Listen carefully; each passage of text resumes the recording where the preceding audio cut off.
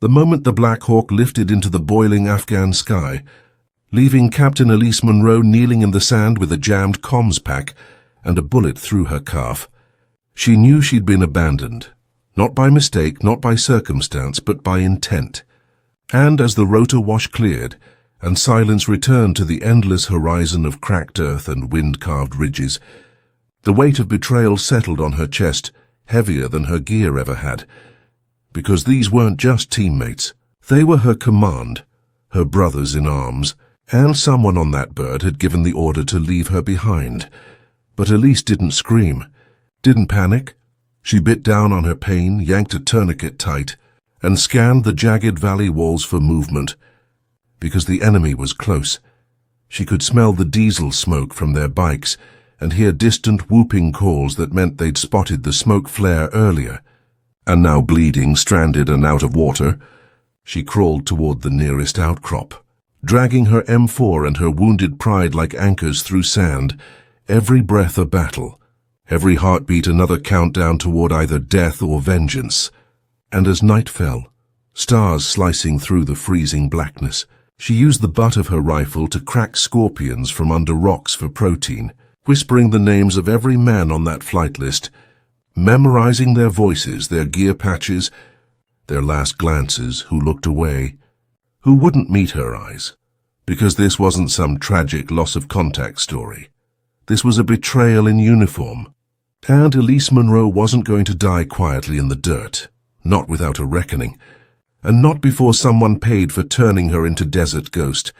By the second day, dehydration blurred her vision and the heat peeled the skin off her hands. But she kept moving west, toward a ridge she remembered from the flight map, praying the satellite images she'd studied weeks ago were real, and that the drone station nearby hadn't already been overrun.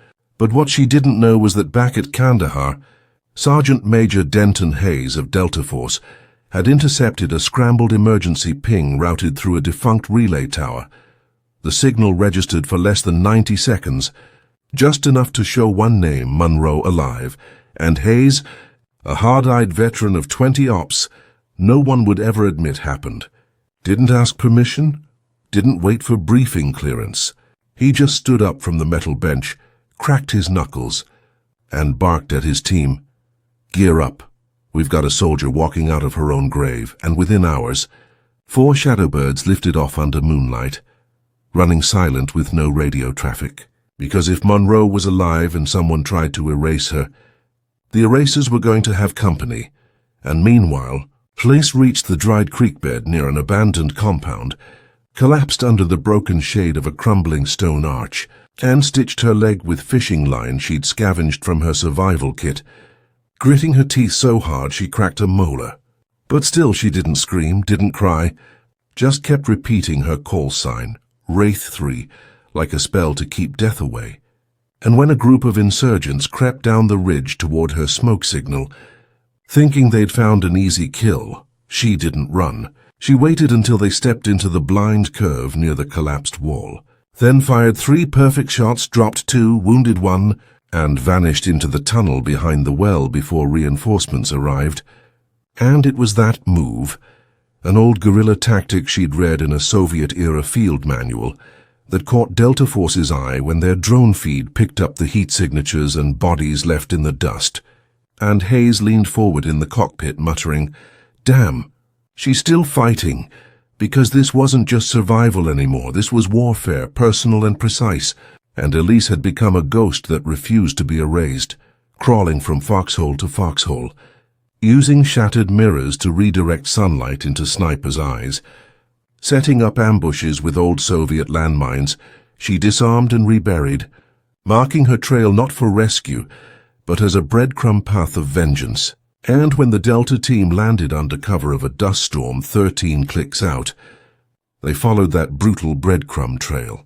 Broken rifles, slashed tires, radio wires yanked from enemy throats, and every piece screamed of a soldier who wasn't just surviving. She was hunting the men who'd left her. Because in the back of Elise's head played the same voice on loop, the voice that gave the abort order. "We've lost Wraith 3, mission scrubbed.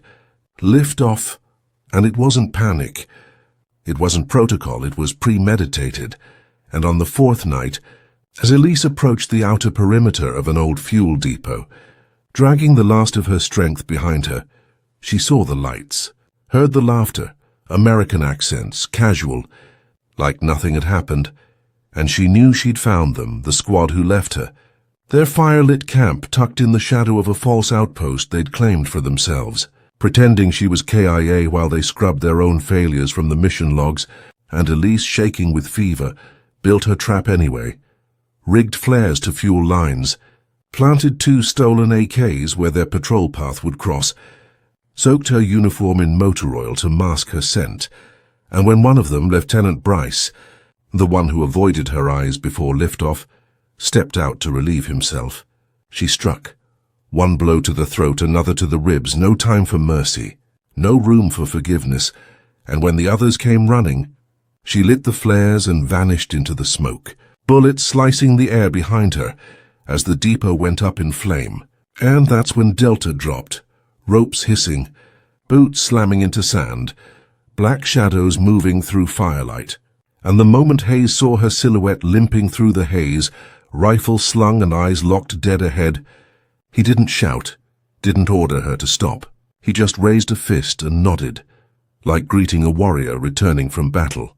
And Elise, face cracked with dirt and blood, returned the nod and said, "They tried to bury me, Sergeant, but I buried them first, and that night," as Delta Force circled the smoking compound, collecting what was left of the traitors and logging what Elise had done, 7 kills, 5 traps, 0 casualties.